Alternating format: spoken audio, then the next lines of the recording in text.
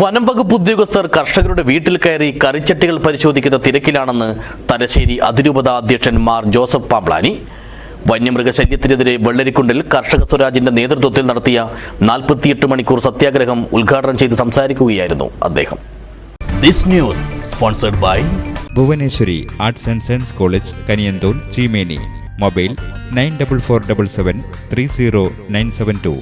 വനം കാക്കേണ്ടുന്ന വനം വകുപ്പ് ഉദ്യോഗസ്ഥർ കർഷകരുടെ വീടിന്റെ അടുക്കളയിൽ കയറി അമ്മമാരുടെ കറിച്ചട്ടികൾ പരിശോധിച്ച് അതിൽ കാട്ടുപന്നിയുടെ ഇറച്ചിക്കറി വെച്ചിട്ടുണ്ടോ എന്ന് പരിശോധിക്കുന്ന തിരക്കിലാണെന്നും കർഷകർക്ക് നേരെ വന്യമൃഗാക്രമണങ്ങൾ അടിക്കടി ഉണ്ടാകുമ്പോഴും ഇതൊന്നും ബന്ധപ്പെട്ടവർ കണ്ടില്ലെന്ന് നടിക്കുകയാണെന്നും തലശ്ശേരി അതിരൂപത അധ്യക്ഷൻ മാർ ജോസഫ് പാംബ്ലാനി പറഞ്ഞു.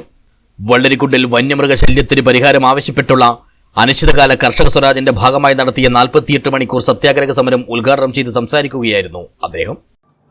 കർഷകൻ കാട്ടുപന്നിയെ കൊന്നാൽ അതിന്റെ പിന്നാലെ വനപാലകർ പോകേണ്ട എന്ന് പറഞ്ഞത് ഞാൻ പറഞ്ഞതല്ല, കേരളം ഭരിക്കുന്ന ബഹുമാനപ്പെട്ട മുഖ്യമന്ത്രി ശ്രീ പിണറായി വിജയൻ പറഞ്ഞതാണ്.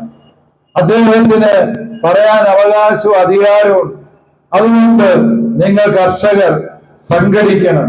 ഒരൊറ്റ വനപാലകന് ഇനി വന്യജീവി നിയമം പറഞ്ഞ് നമ്മുടെ കൃഷിഭൂമിയിൽ അതിക്രമിച്ച് കയറാനോ നമ്മുടെ കർഷകന്റെ ദേഹത്ത് തൊടാനോ ഇടമില്ലാത്ത വിധത്തിൽ നാം സംഘടിക്കേണ്ട സമയമായി.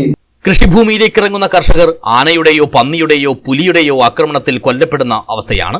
ഇതിന് പരിഹാരം കാണാനോ കർഷകർക്ക് മറ്റേതെങ്കിലും തരത്തിൽ പേടികൂടാതെ കൃഷി നടത്തുവാനോ സഹായകരമാകുന്ന ഒരു സംവിധാനവും ഇന്നില്ല.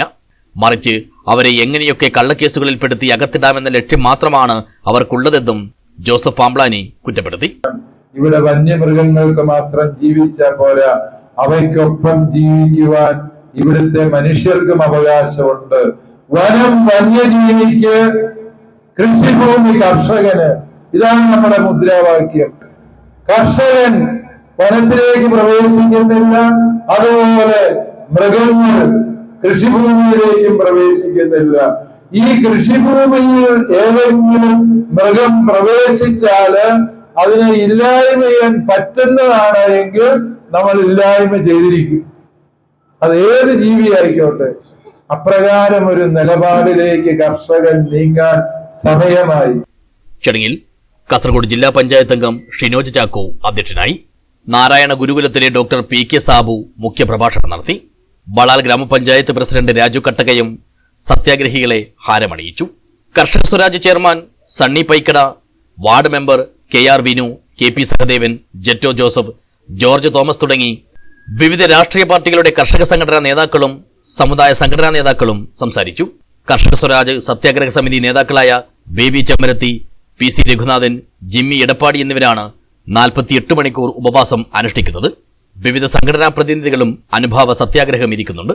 സമരത്തിന്റെ അവസാന ദിവസമായ മെയ് 29 വ്യാഴാഴ്ച വൈകുന്നേരം 4 മണിക്ക് നടക്കുന്ന സമാപന സമ്മേളനം കർണാടകത്തിലെ പ്രമുഖ കർഷക സംഘടനാ നേതാവായ ചുക്കി നഞ്ചുണ്ടസ്വാമി ഉദ്ഘാടനം ചെയ്യും. News bureau, Vellarikundu.